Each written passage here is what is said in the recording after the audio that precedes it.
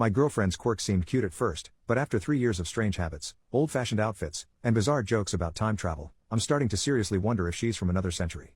This is probably a weird thing to put here, but it's not like I can talk to anyone in my life about it without sounding like an absolute loon. And just to preface this, I don't like 100% believe this. It's maybe just a suspicion that got into my head, and hopefully putting it down will make it go away. I, 26 male, met my girlfriend, 22 female, 3 years ago in my second year of college. She was out of state and didn't have many friends here. She was kind of odd for reasons I will explain later, but she was nice and we bonded over watching and crap-talking movies together. When we first got together she told me that she was polyamorous, but not interested in lovemaking, and not looking for something long-term as she was going to move away after she graduated. I know it seems weird, polyamorous but not interested in lovemaking, but actually polyamory isn't all about lovemaking, I have learned. We came to an agreement that we would date, but we could both date and flirt with other people. I didn't think I would want this for a long-term partner, but I'm still young and experimenting, and since she doesn't really make love, sometimes she does things for me, but nothing more, and she always declines when I offer to return. It doesn't really bother me. Now into the weird stuff. 1. She doesn't go into detail about her family. She's from the rural Appalachian part of Georgia. That's it. That's all I know. She won't talk in detail about anything else in her past. 2.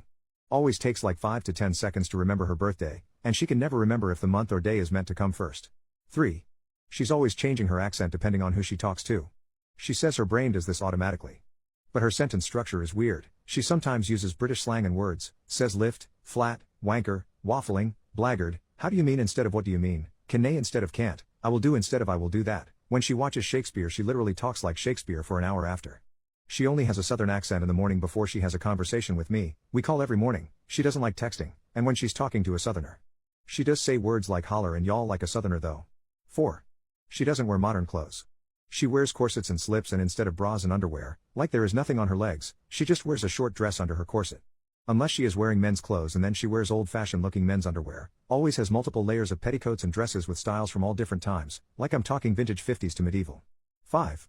When we watch historical movies, she's always pointing out flaws of the accuracy, but it's not big historical events, it's stuff like metal wouldn't have been used for that until X year, why are her laces in the back, that's not really a thing in that era, that's not how Christmas was celebrated back then, that cutlery is inaccurate for the time. She's too old to have her hair down. 6. Doesn't shave. Don't get me wrong, that's her choice, I just thought it was a little odd. Claims that it is a modern invention, shaving the body. Save for working women with lice. Why does she know that? And by modern invention she means the 1920s. 7. Obviously she is really into history, but when I ask her where she gets her information she can never give me sources. Just I don't remember, it must have been in a book somewhere or probably online or something. When I doubt all the little details she tells me, she says that it's okay that I don't believe her, but that she knows she's right. She's a scholar. She always stresses the importance of sources when I tell her things, but it's like she doesn't even care to prove the things she says. 8. She gets irritated at things on the internet, and talks about how much better the old web was. When I ask her what she means by that, she said before 2010. I was like, wouldn't you have been 8 in 2010? And she said something like, oh yeah, I guess I would have been pretty young. Whenever I bring up the fact that she never really experienced the old web as an adult or even teenager, she agrees with me and then changes the topic. 9. Even though she's always calling out inaccuracy in media, she makes no attempt to be accurate herself. Like she mixes up all the eras. I called one of her outfits medieval and she listed every item she wore in what century, decade, even down to the exact year sometimes, to prove to me that it was not really medieval. I'm making her sound annoying, but really she doesn't talk about her clothes unless you specifically ask. 10. When I called her born in the wrong time, she was very against it. She says she doesn't feel like she missed out on any of the eras, and that she likes living in the now.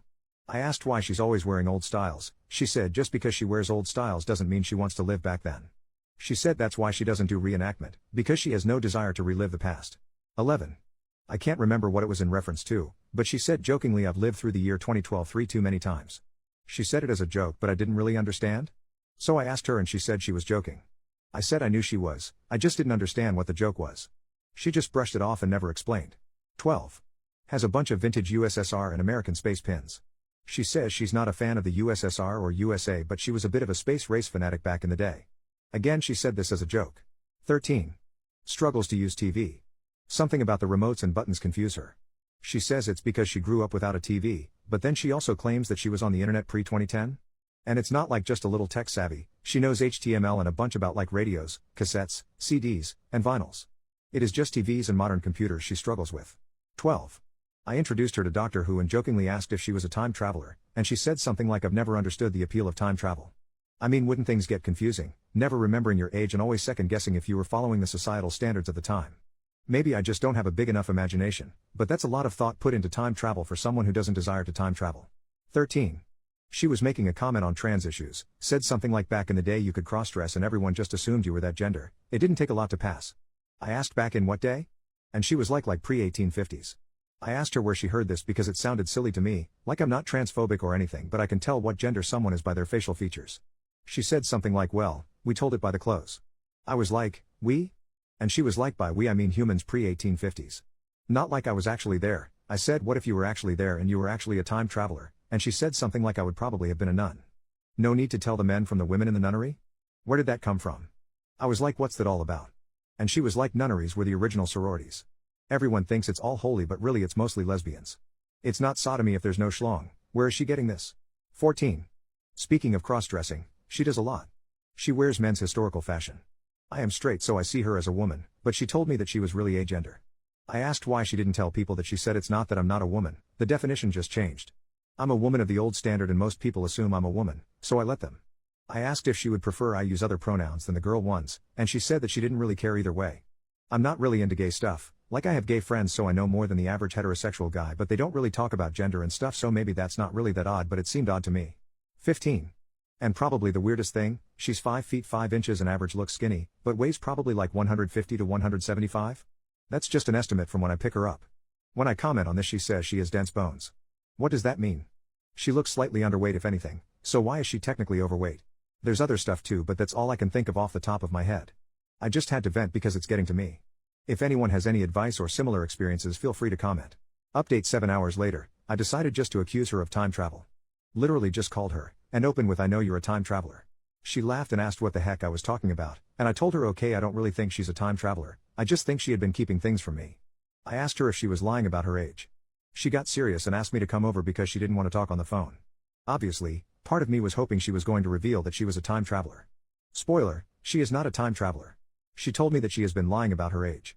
She's 28, but started college older than usual because of a hard time getting out of her hometown, and felt like she missed out on her early adolescence. She regrets it but she had wanted to fit in. She told everyone she was 18 when she first got here, and now there was no going back. She was embarrassed to tell me because she had lied about it, and didn't know how to tell me the truth. She asked me what brought on the suspicion, and I showed her this post. She laughed for like 10 minutes and thinks it's very funny that my first thought was time travel, and expressed what you all have, that the oddities were just autism. She said she might not have a diagnosis, but I guess I've been community voted now. She explained everything I was curious about, and gave me permission to post it here. She grew up in a large family in rural Georgia. Her family were poor and had multiple addictions, her dad was an alcoholic, and were overall very neglectful. The community she grew up in was really behind in technology because of the poverty, and her family didn't have TV. She would spend lots of time in the local library just to be out of the house, where they had free internet access and lots of books. She found interest in historical clothing, and since she already knew how to sew due to her upbringing, modifying hand-me-downs, repairing clothes, she got really into it. She was always the least favorite of her siblings, not physically abused, but ignored. When she was older, she found out that she was intersex, and had a male private part that was removed at birth. She thinks that's the reason her parents ignored her more than the others. They were very religious and she thinks they saw her as a mistake in God's eyes.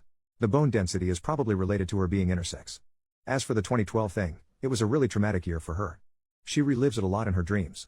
The sources thing, she says that it's important in academia, but she doesn't bother when it's just shitting on movie inaccuracies since most of it is stuff she learns for fun and then doesn't remember the sources. The accent thing, she was basically raised by online media, she was quiet growing up and avoided talking to people, so she ended up hearing and absorbing different bits of slang from all over.